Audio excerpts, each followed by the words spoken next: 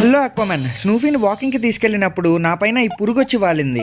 ఎవరైనా వాళ్ళ పైన పురుగు వాలితే వాళ్ళు చేసే ఫస్ట్ పని ఏంటి, ఆ పురుగుని దులిపేస్తారు. కానీ యాజ్ అ జంతు ప్రేమికుడిగా నేను మాత్రం ఆ పురుగుని నా గుండెలపైనే ఉండనిచ్చాను. మీరు చాలా గ్రేట్ అని తెలుసు, కానీ ఇంత గ్రేట్ అని ఇప్పుడే తెలుసుకున్నాను.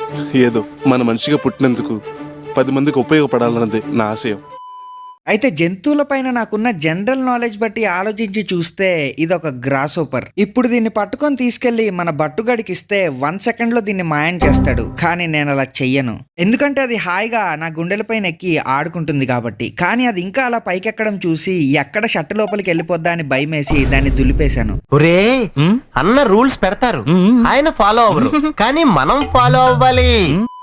ఇంకా పురుగును దులిపేశాక ఇంటికి వెళ్ళిపోదామని చెప్పి స్నూఫీ గడిని చూస్తే స్నూఫీ గడేమో దీనంగా ఎటో చూస్తున్నాడు. చూస్తూ అరవడం కూడా స్టార్ట్ చేశాడు.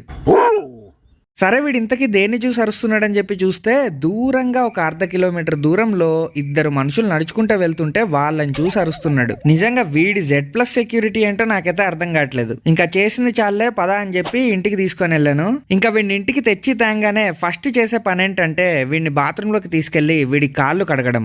ఏం లేదు, మగ్గుతో కొన్ని వాటర్ తీసుకొని వీడి కాళ్ళ పైన అలా ఒక 5-6 సార్లు పోస్తే వీడి కాళ్ళని నీట్గా కడిగేసినట్టే. తర్వాత ఆ మాస్క్ని కూడా తీసేసి దాన్ని కూడా కడిగేస్తే ఇంకా వీడి హైజీన్ మళ్ళీ హైజీనిక్ గా.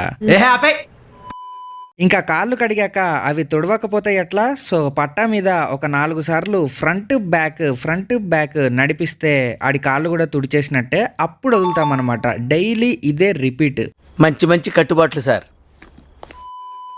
హాబీలో జాయిన్ అవ్వడానికి సింపుల్గా సబ్స్క్రైబ్ కొట్టి పెట్టుకోండి. నేను మీ రఘురామ్ రాజా.